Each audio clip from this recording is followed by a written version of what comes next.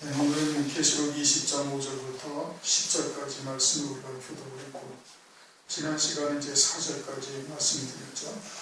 그 4절에 보면은 보좌에 앉은 자들이 있고, 그리고 순교한 자들, 즉 예수의 증거와 하나님의 말씀을 위하여 목베림 받은 자들, 영혼들이 있고, 또 그들은 짐승표를 받지 아니했다. 그들이 살아서 그리스도와 더불어 1000년 동안 왕노릇 한다. 이제 이 장면을 우리가 지난 시간에 상고를 했어요. 이제 이것이 오늘 본문에 말씀하시는 것처럼 첫째 부활이다. 부활이라는 단어는 죽음이 전제되어야 부활이라는 단어를 쓸 수가 있어요. 휴거돼서 올라간 자들은 부활이 되는 게 아니고, 그것이 이제 변화된다라고 이제 고린도전서 15장에 있는 말씀을 가지고 그렇게 주장을 하는데, 고린도전서 15장에 홀연히 변화된다는 것은 마지막 천년왕국이 끝난 이후에 이 물질 세계가 다 사라지고 영원 무궁 세계에 들어갈 때, 그때 천년왕국에 있던 백성들의 몸이 변화되는 거예요. 하나님 나라를 들어가기 위해서는 신령한 몸으로 바뀌어야 들어갈 수가 있는 거거든요. 그때 모든 정사와 권세를 다 멸하고, 주님이 재림하심으로써 모든 정사와 권세를 물론 일단은 멸하지만은 마귀는 지옥에 떨어뜨리는 것이 아니라 무정행에 들어갔다가 천년이 끝나면은 다시 잠깐 놓아주신단 말이에요. 그리고 나서 그 다음에 이제 영원히 지옥으로 멸해서 떨어뜨리는 거예요. 그때가 모든 정사와 권세를 다 멸하고 아버지 하나님께 나라를 바칠 때가 그때인 걸 말하는 거거든요. 그러니까 그때 천년왕국에서 있던 백성들이 다 몸이 홀연히 변화하리라. 그것을 말씀하고 있는 것이지, 주님의 재림의 때 휴거되는 백성이 다 변화된다는 게 아니에요. 그들은 그냥 혈육의 몸으로 끌어올려 공중에서 주의 재림을 맞이하게 된다. 데살로니가전서 4장에서도 말씀을 하고 있죠. 그러니까 이 4절에 나와 있는 이 성도들은 전부 다 죽임당한 자들이에요. 죽었거나 죽임당한 자들. 그 가운데 첫째 부활의 영광에 참여할 성도들을 말씀하시는 것이고, 5절 그 나머지 죽은 자들은 천년이 차기까지 살지 못하더라. 나머지 죽은 자들과 앞에 순교한 자들을 구분해서 말씀하고 있는 것이죠.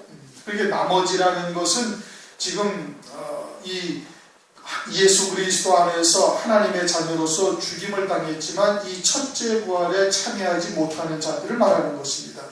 이 세상을 말하는 것이 아니에요. 그런데 이제 이 나머지를 갖다가 세상이라고 주장을 하고 있단 말이에요.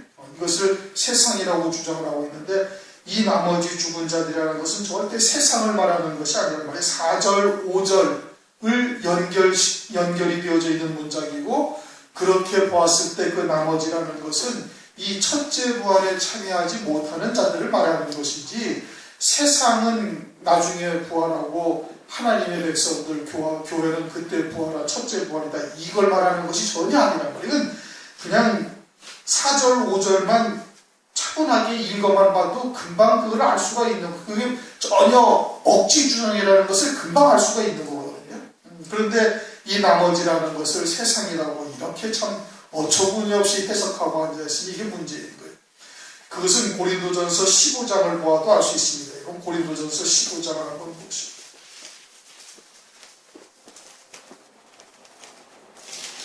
고린도전서 15장 22절, 23절, 24절에도 역시 그 말씀이 있죠. 고린도전서 15장 22절 아담 안에서 모든 사람이 죽은 것 같이 그리스도 안에서 모든 사람이 삶을 얻으리라. 그러나 각각 차례대로 되리니 먼저는 첫 열매인 그리스도요, 다음에는 그리스도 강림하실 때에 그에게 붙은 자요, 그분은 나중이니 저가 모든 정사와 모든 권세와 능력을 멸하고 나라를 아버지 하나님께 바칠 때라. 24절에 모든 권세와 능력을 멸하고 나라를 아버지 하나님께 바칠 때라는 것은 조금 전에 설명드린 것처럼 천년왕국이 끝나고 백보자의 심판으로 들어가게 될 때, 영원 무궁 세계에 들어갈 때를 말하는 거예요. 그때 부활한다는 얘기예요. 그때 나중에 그때 부활한 거예요. 이 그리스도가 강림하실 때 그에게 붙은 자는 이건 첫째 부활의 영광을 참여하는 자들이고, 그러면 이 나중이라는 것이 세상을 말하는 것이냐? 그것이 아니란 말이에요. 22절에 뭐라고 하세요? 모든 사람이 아담 안에서 모든 사람이 죽은 것 같이 그리스도 안에서 모든 사람이 삶을 얻으리라. 그리스도 안에 있는 사람들에 대해서 지금 얘기하고 있는 거거든요. 그러니까 계시록 20장 5절에 나머지 죽은 자들이라는 것은 예수 그리스도 안에서 첫째 부활에 참여하지 못하는 나머지 죽은 자들을 말하는 거예요. 그 모든 자, 은혜 시대에 그냥 자연사한 자, 그 이전에도 자연사한 자, 그와 같이 이제 그냥 첫째 부활에 참여하지 못하는 모든 자들은 천년이 차기까지 살지 못한다. 부활이 없다 이겁니다. 그리고서는 이것이 첫째 부활이다. 물론 이제 처음 부활이라는 뜻도 있지만은 더 중요한 의미는 아주 최고의 으뜸의 이런 뜻인 겁니다. 아주 최상의 부활이다 이겁니다. 그래서 히브리서 11장 35절에는 이 부활을 어떤 부활이다? 더 좋은 부활이다. 그렇게 말씀하고 있어요. 더 좋은 부활이다. 그래서 악행을 받되 아주 구차히 면하지 아니하고 이 더 좋은 부활을 사모해서 그렇게 했다. 유리비어식하면서 핍박을 받고 환난을 당해도 아주 세상이 감당하지 못할 믿음을 가졌다. 왜? 이 더 좋은 부활에 참여하기 위해서. 아주 그와 같이 첫째 부활이라는 것은 더 좋은 부활이다. 이런 뜻인 겁니다. 그러니까 이것이 이제 장자들의 총회가 이제 히브리서 12장 23절에 보면 있잖아요. 장자들의 총회. 첫째 부활이라는 것은 더 좋은 부활이요. 그것이 바로 장자들의 부활인 거예요. 장자라는 것은 신명기 21장 17절에 보면 두 몫을 받는 게 장자다 이겁니다. 영적인 장자는 두 몫을 받아야 되는 거예요. 그럼 어떻게 두 몫을 받는가? 이 땅에서 혈육의 몸을 입고 있을 동안에 열매를 맺는 것이 하나의 분기이시고 첫째 부활의 영광을 입고 다시 이 땅에 와가지고 천년 동안 또 열매를 맺어요. 그들만이 두 몫을 받는 거예요. 나머지는 전부 다 그냥 육신으로 있는 동안 열매 맺은 것으로 하나님 나라에 들어가서 그것으로 상급이 되어지는데 열매가 되어지는데 이 첫째 부활의 영광을 입은 자들만 두 몫을 받는 거예요. 그래서 그들이 장자가 된다. 그들만의 총회가 따로 있다는 거예요. 그게 장자들의 총회다 이거예요. 그러니 이것은 모든 성도들 가운데 최고의 영광의 자리요 최상의 부활이고 하늘나라에서 최고의 영화로움을 누릴 수 있는 거예요. 그것을 이제 계시록 21장에 가면 새 예루살렘 성이다 이렇게 말씀합니다. 새 예루살렘 성이다. 새 예루살렘 성은 곧 하나님이신 거예요. 그 안에 보좌가 있지 않아요. 그러니까 하나님의 영광을 참여하는 거예요. 그리스도의 신부가 되어지면은 그리스도의 것을 함께 누리는 자가 된다 이거죠. 그리스도의 영광, 하나님의 영광이 내 영광이 되는 거예요. 그것이 최고의 영광이 하늘나라에서 하나님의 영광에 참여하는 것이고 어린 양의 혼인잔치는 뭐예요? 어린 양의 혼인잔치가 내내 그것을 말씀하고 있는 것이죠. 그러므로 나머지 죽은 자들은 그리스도 안에서 이 첫째 부활에 참여하지 못하는 자들을 말하는 것이고 그들은 이 천년 동안 부활을 하지 못하고 백보자의 심판대 앞에서 부활하게 됩니다. 그래서 이들이 첫째 부활이다 그렇게 말씀하고 있는 겁니다. 6절 이 첫째 부활에 참여하는 자들이 복이 있고 거룩하다. 이들이 참으로 복이 있다. 그래서 어린 양의 혼인잔치에 참여하는 자들이 복이 있다. 9절 19장 9절에도 말씀하고 있죠. 천사가 내게 말하기를 기록하라. 어린 양의 혼인잔치에 청함을 입은 자들이 복이 있도다. 그게 최고의 복인 거예요. 최고예요. 그러니까 예수님이 이 땅에 오셔가지고 처음 표적을 갈릴리 가나의 혼인잔치로서 표적을 보여주셨어요. 예수님이 이 땅에 오시고 하나님의 백성들을 이 땅에 보내시고 천지와 만물을 지으신 모든 하나님의 뜻이 거기에 다 있음을 지금 말씀하고 있는 것이죠. 그래서 이것이 복이 있고 거룩하도다. 거룩하다라는 것은 하나님만이 거룩하신 거예요. 왜 하나님만이 거룩해? 온전하시니까. 완전하시니까. 그런데 이 첫째 부활에 참여하는 자들을 하나님께서 흰옷을 입혀주시는 거예요. 희고 깨끗한 세마포 옷을 입고 어린 양의 아들이 그렇잖아요. 또 계시록 6장 10절 11절에 보면 순교한 영혼들에게 흰 두루마기를 입혀준다. 아주 머리에서 발끝까지 흰 옷을 입혀주신다. 이것은 아주 깨끗하다 이거예요. 아주 점도 흠도 없다. 다시 말하면 하나님과 방불하다 이겁니다. 방불하다 이거예요.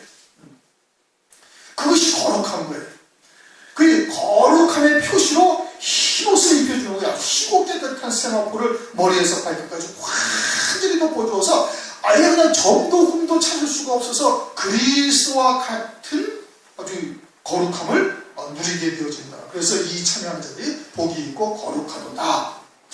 둘째 사망이 그들을 다스리는 권세가 없고, 그 둘째 사망은 지옥을 말하는 겁니다. 첫 번째 사망은 뭐예요? 육신이 죽는 것이고, 두 번째 사망은 그 영혼이 지옥불에 던져지는 것이 두 번째 사망이에요.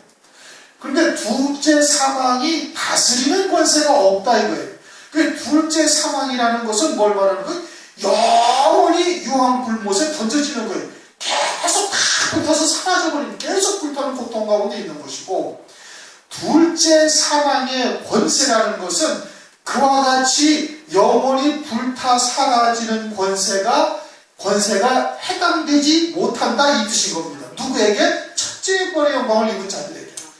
둘째 사망의 불이 그들을 불태울 수가 없다 이런 뜻이에요. 왜? 하나님께서 흰옷을 입혀주셨으니까. 왜 흰옷을 입혀주셨어요? 하나님의 말씀을 인하여 이 땅에 사는 동안 가장 소중한 육신의 목숨을 버려버린 거예요. 하나님의 말씀을 더 소중하게 여겼다 이겁니다. 그러니까 하나님을 온전히 경외했다 이겁니다. 그게 하나님을 경외하는 거예요. 아브라함이 하나님을 경외했다고 그러잖아요. 왜? 자기 자식의 목숨보다 100세에 낳은 아들 이삭보다도 하나님의 말씀을 더 아주 그냥 붙들려 산 거예요. 그 말씀을 믿는 믿음으로 산 거예요. 그러니 그것이 하나님을 온전히 경외한 것이다 이겁니다. 첫째 벌의 영광에 참여하는 자들이 흰옷을 입혀주신 것은 그렇게 하나님을 온전히 경외했다는 뜻이고, 그것으로 인해서 둘째 사망을 다스리는 권세가 감히 그들을 해하지를 못한다 이겁니다. 왜? 흰옷을 하나님께서 입혀주셨기 때문에. 그럼 그 흰옷이라는 것을 입었다는 것이 무엇을 말하는가? 그것은 마태복음 12장 31절 32절을 보면은 성령을 회방한 죄는 이 세상에서도 사함받지 못하고 오는 세상에서도 사함받지 못한다. 그것은 예수 그리스도를 믿는다 해도 그 죄는 사함받지 못하고 하늘나라에서도 그 죄가 영향을 미치는 거예요. 또 히브리서 10장 26절에도 보면 짐짓죄를 범한 즉 이것도 다시는 속죄하는 제사가 없다 이거예요. 알고도 지은 죄, 고범죄죠. 그것도 하늘나라에서 사함받지 못한다는 거예요. 일반적으로 우리는 예수 그리스도를 믿음으로 모든 죄가 사함을 받았지만은 예수 그리스도를 믿은 이후에 짓게 되어지는 성령 회방죄나 짐짓죄는 그것은 사함받지 못하는 거예요. 그런데 이 땅에 사는 인생, 육체를 입고 사는 모든 사람들은 다 이 고범죄와 또 성령 회방죄에 해당되지 않는 사람이 아무도 없어요. 누구나 다 거기에 해당되는 거예요. 저도 성령을 거스리고 또 내 마음대로 갖다 살았는데 내가 얼마나 많이 있는지 모르거든요. 하나님의 말씀을 온전히 깨닫지 못하고 성령의 충만함으로 살지 못하면 그것은 우리가 그냥 무지무식간에 그렇게 짓고 있는 죄다. 또 육신이 연약해가지고서 알고도 그냥 어쩔 수 없는 환경에 처해져가지고 그냥 실족하는 죄를 짓는 일이 또 비일비재하단 말이에요. 그것은 하늘나라에서 사함받지 못하고 그렇게 살아간 시간 동안은 불타 사라져버리는 거예요. 이 땅에 살지 아니하는 것과 같은 거예요. 그러니까 계속해서 성령을 배방하고 고범죄를 짓는 이와 같은 자들은 하늘나라에서 어디로 가요? 음모에 떨어지는 거예요. 이 땅에서 하나도 열매가 되지 못하는 거예요. 영원히 다 불타 사라져버린다. 이 땅에서의 삶이 하루도 살지 아니하는 것과 같은 거예요.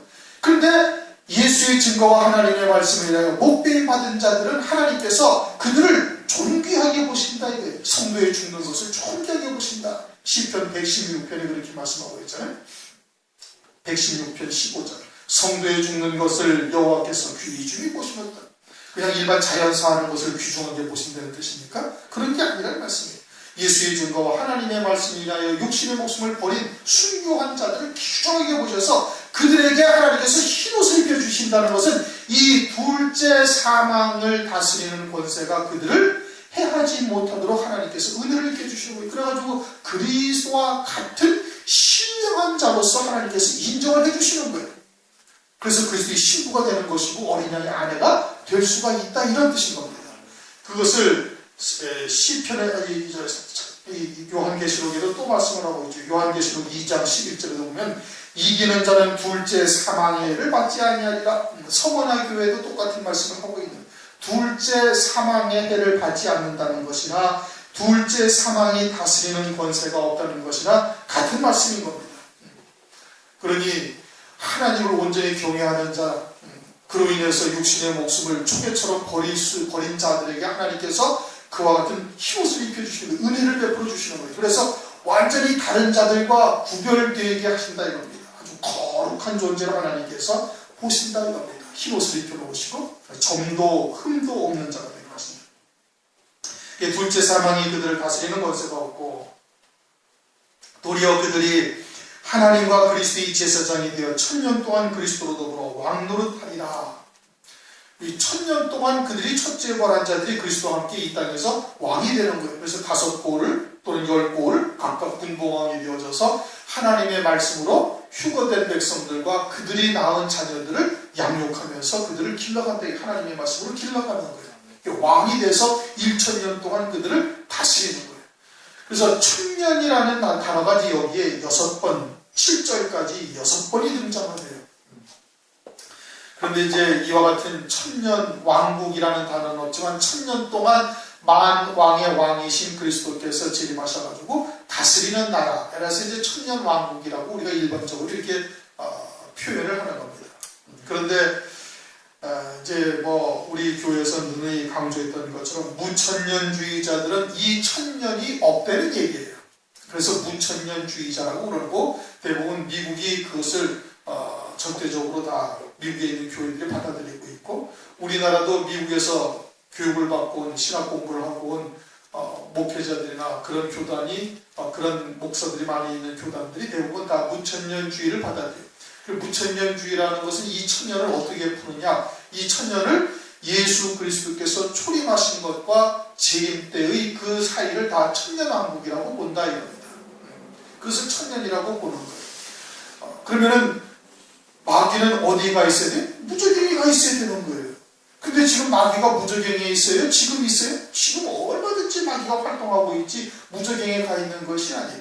1000년 동안 마귀는 무저갱에 가 있으면 그때는 이제 완전히 이사야서 11장이나 35장이나 이사야서 65장이나 또는 베드로후서 3장 8절에 새하늘 새 땅이 되고, 참으로 1000년 동안 그냥 이 나무의 수한과 같이 사람들이 2000년 동안 죽음이 없이 사는 거예요. 질병도 없고 고통도 없고, 그냥 사자와 어린 양이 함께 풀을 먹고 어린아이가 독사구에 손을 놓고 장난질하고, 이러한 나라가 실제 이루어진다 이겁니다. 그것이 이사야서 35장, 11장 또는 65장에 기록이 되어져 있거든요. 그 말씀이 반드시 성취되어야 되는 거예요. 아직은 그러한 나라가 이 땅에 도래하지 않은 거예요. 또 히브리서 1장 10절이나 12절 말씀처럼 이 천지와 만물은 주의 손가락으로 지으신 것인데 그것은 낡아져서 옷과 같이 갈아입는다. 그래서 새하늘 새 땅이 된다. 그런 나라가 이 땅에 이루어졌나요? 이루어지지 않은 거예요. 그러니까 무천년주의자의 주장하는 이 1000년이라는 것은 초림으로부터 재림까지의 1000년을 본다는 것은 이건 허무맹랑한 억지 주장인 거다 이겁니다. 억지 주장. 그러면 그들이 첫째 부활이라는 것은 뭘로 이야기하는가? 첫째 부활이라는 것은 예수를 믿고 거듭난 것이 첫째 부활이라는 얘기예요. 예수를 믿고 거듭났다라는 것은 그것을 말하는 것이 절대 아니죠. 거듭났다라는 것은 이것은 영적인 생명으로 아주 새 생명 가운데 사는 자인 것을 깨달아야 그게 거듭난 것이죠. 그렇게 그냥 대충 거듭났다라고 그냥 마구제비로 몰아때려서 얘기할 수 있는 것이 아니다 이겁니다. 그러니까 무천년주의자들은 전혀 이 1000년 동안 그리스도로 더불어 왕노릇한다라는 이 말씀을 전혀 이해하지 못하고 있는 것이고 깨닫지도 못하고 있는 것이고 억지 주장이 되는 거예요. 또 하나 이제 다른 것이 세대주의라는 건데, 세대주의라는 것은 주님이 재림하시면은 그들은 천년왕국을 믿어요. 천년왕국을 믿는데 주님이 재림하시면 일단 교회는 다 휴거된다라고 이야기를 하는 거예요. 데살로니가 전서 4장 16절 17절에 끌려 올라간다는 것은 모든 교회가 다 끌려 올라가는 것으로 보고 있는 거예요. 그리고 죽은 자들이 부활하고 끌려 올라가면서 호련히 변화된다. 이것이 첫째 부활이다 이렇게 얘기를 하고 있고, 그 대신 교회 안에서 신앙이 조금 어린 자나 덜 떨어진 자나 유대인들은 10년 환란을 겪고 환란 가운데 순교를 통해서 이삭 죽게 하듯이 몇 명만 어느 정도만 구원받는다 이거예요. 그리고 그들이 주님이 이제 이 7년 환란 후에 다시 또 이제 7년 환란 전에 공중 재림하셨다가 7년 환란 후에 지상 재림할 때 그들이 부활한다는 거예요. 죽은 자들이 환란 가운데 순교한 자들이 그것이 둘째 부활이라는 얘기예요. 근데 성경에 둘째 부활이라는 얘기가 있습니까? 성경에 둘째 부활이라는 얘기가 없어요. 그래가지고 천년왕국이 지난다면 천년왕국이 지난 다음에 모든 사람들이 또 다 부활한다는 거예요. 그것은 셋째 부활이라는 얘기예요. 그래서 성경에 전혀 있지도 않은 얘기예요. 그냥 어거지 주장을 하고 있는 거예요. 휴거라는 단어가 무엇인지도 알지도 못하고 주님이 재림하실 때 무슨 공중 재림한다고 성경에 어디 나와 있는데도 없고 그때 죽은 자들이 부활한다는 것은 그것은 지금 이 앞뒤의 성경이 전혀 맞지가 않는 이야기거든요. 이 고린도전서나 또는 요한계시록이나 이런 말씀에 전혀 맞지도 않는 거예요. 그러니까 그런 잘못된 주장들이 오늘날 우리나라의 교회들의 대부분을 지금 차지하고 있는 거예요. 교회가 환란을 다 지나가야 된다고 믿고 있는 성도들은 몇 명 되지도 않는 겁니다. 또 그 가운데서도 교회가 환란을 지난다고 믿고 있으면 휴거를 통해서 환란 동안에 예비처를 통해 가지고 보호양육을 받다가 휴거된다라고 믿는 자들이 또 있는 거예요. 그렇게 이제 각양각색인 겁니다. 그냥 각양각색의 설들이 온갖 그냥 미혹하여서 하나님의 백성들을 환란 가운데 이루시는 구원을 깨닫지 못하게 하고 환란을 대비치 못하게 하는 이러한 역사가 오늘날 우리 교회 안에 다 번지고 있는 것이에요. 그러므로 이 첫째 부활에 참여하는 자들이 참으로 복이 있다. 천년이 참에 사단이 그 옥에서 놓여 나와서 땅의 사방 백성 곧 곡과 마곡을 미혹하고 모아 싸움을 붙으리니 그 수가 바다몬대 같아. 천년이 지나고 나면 사탄을 하나님께서 옥에서 풀려나게 하시는 거예요. 지금 무저갱이에 있다가 풀려나게 하셔가지고 천년 왕국에서 혈육의 몸으로 휴거되어졌던 백성들이 이제 생육번성한 나온 자들 1000년 동안 번성했죠. 그들을 미혹하도록 하나님께서 허용을 하신다 이겁니다. 미혹하도록 허용을 하시는 거예요. 그러면 하나님께서 그들을 갖다가 미혹하여 그들을 갖다가 이렇게 이제 결국은 바닷모래같이 많은 하나님의 백성들이 미혹당해가지고 멸망을 당하는데 그럼 하나님께서 굳이 왜 이렇게 하시는가? 이것은 하나님의 백성들이 1000년 동안 하나님의 말씀으로 양육은 받았지만은 마귀가 없는 세상에서 사는 거예요. 미혹의 역사도 없고 질병도 없고 고통도 없고 또 혼잡된 말씀으로 그들을 갖다가 거짓말로 미혹하는 자들도 없고 아무것도 없는 데서 그냥 하나님의 말씀만 양육받고 사는 것인데 그들에게 상급과 영광을 주시기 위해서 미혹하는 자들을 하나님께서 잠깐 풀어주신 거거든요. 그것을 통해서 믿음으로 승리할 때 그것이 자기들에게 영원 무궁나라에 들어갈 때 상급과 영광이 되게 하기 위해서 그러신 거다. 그런데 의외로 거기에 아주 바닷모래같이 미혹당하는 자들이 수없이 많다 이겁니다. 수없이 많은 거예요. 그러면 휴거된 1세대는 미혹을 당해야 한다는 게 그들은 절대 미혹당하지 않는 겁니다. 왜? 이 땅에서 마귀가 있던 세상에서 마귀가 활기를 치는 세상에서 마귀의 그런 이 미혹의 역사를 수없이 경험한 거예요. 그러니까 천년왕국 끝 무렵에 그 마귀들이 등장을 했을 때 그들에게 미혹을 당하느냐? 그들은 당하지 않아요. 그러나 생육하고 번성한 하나님의 백성들은 하나님의 나라나 또는 이 마귀의 역사를 아주 정확하게 분별하지 못하니까 그러한 미혹의 역사에 심속해가지고 바다모래같이 많다 이겁니다. 바다모래같이. 그것을 곡과 마곡을 미혹한다. 곡과 마곡이라는 이 단어는 에스겔서 38장에 등장을 합니다. 에스겔서 38장에 곡, 마곡이 등장을 하는데 그것은 러시아 연방을 뜻하고 있어요. 곡과 마곡이 베드로 에스겔서 38장에 나오면서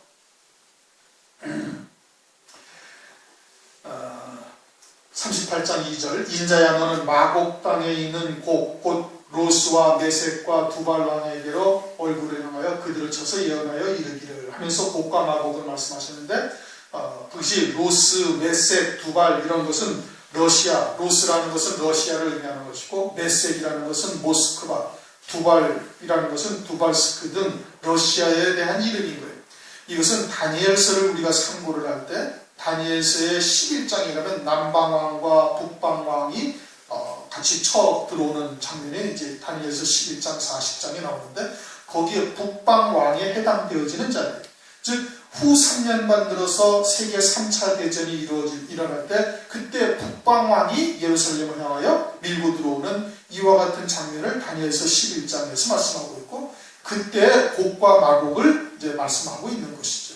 그 곡과 마곡은 그러면 천년왕국의 때까지 그럼 그들이 존재하느냐? 아니다. 이들은 이미 다 천년왕국에 들어가기 전에 주님의 재림할 때 이 천지와 만물이 다 뒤집혀질 때 다 멸망당한 거예요.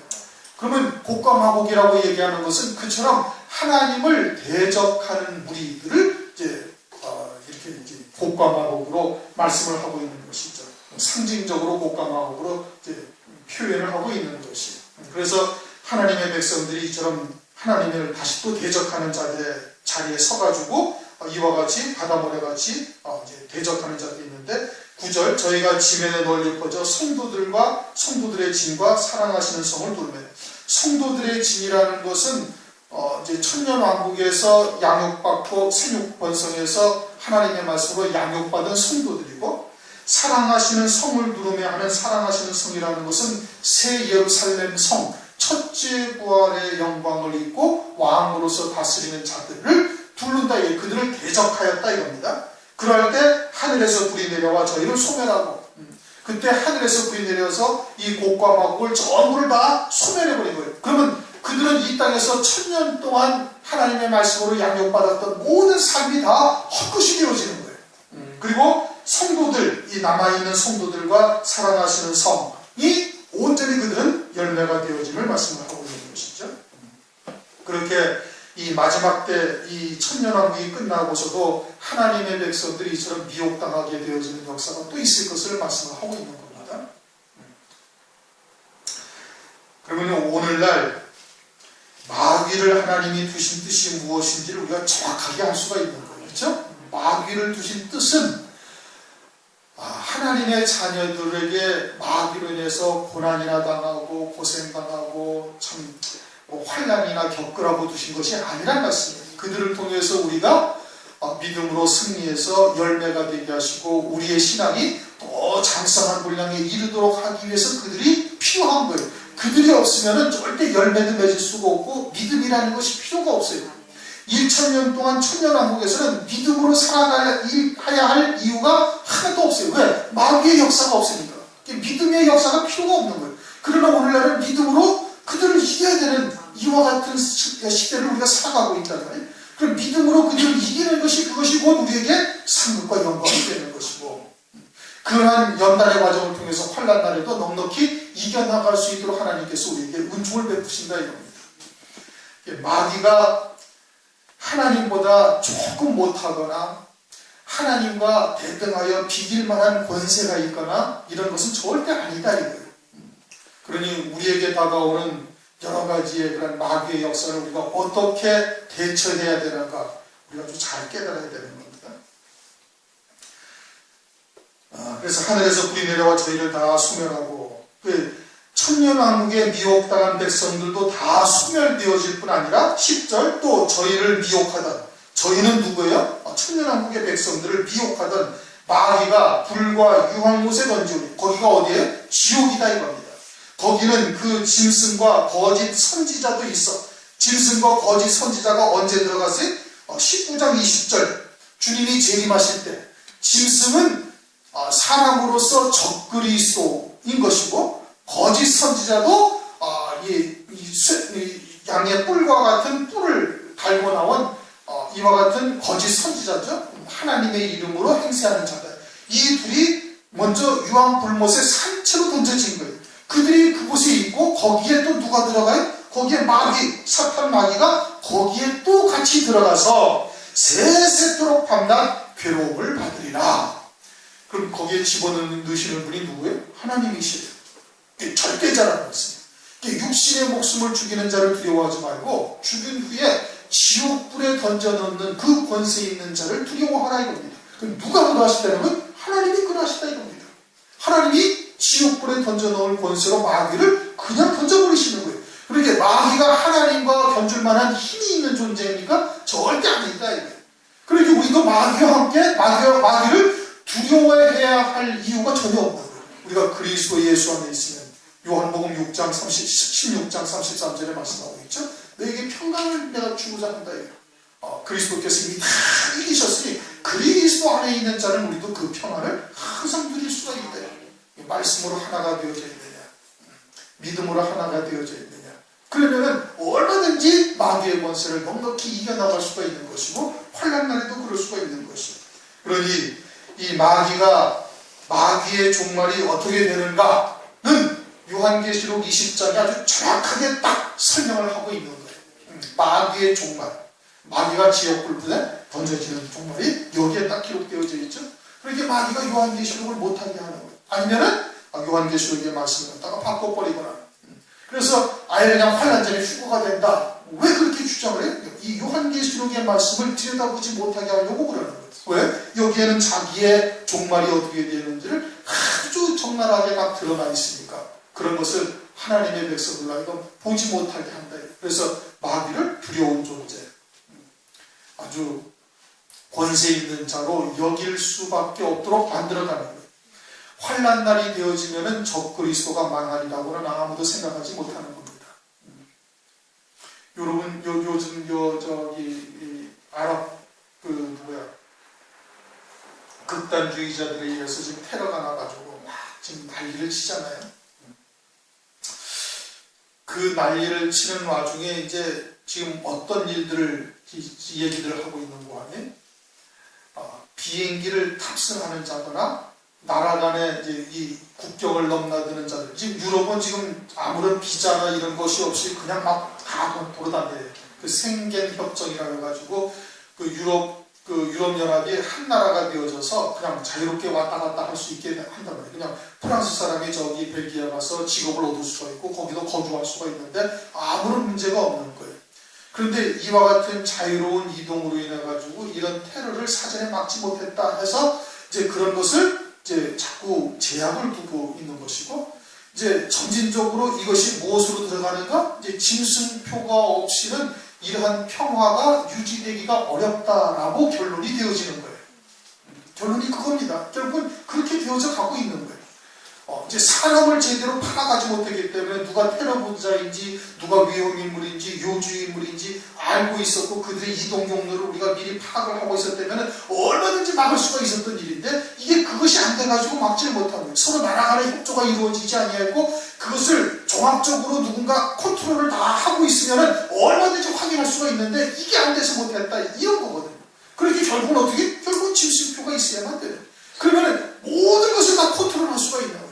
그러니까 짐승표를 우리가 가지고서 이제 인식표를 갖다가 손에다가 또는 이마에나 이런 데 손등에나 받게 되어지면은, 그러면 평화가 보장이 된다, 안전하다, 누구로부터? 이런 테러 분자들로부터 그런 위험성 요소가 다 사라지게 된다, 이런 거거든요.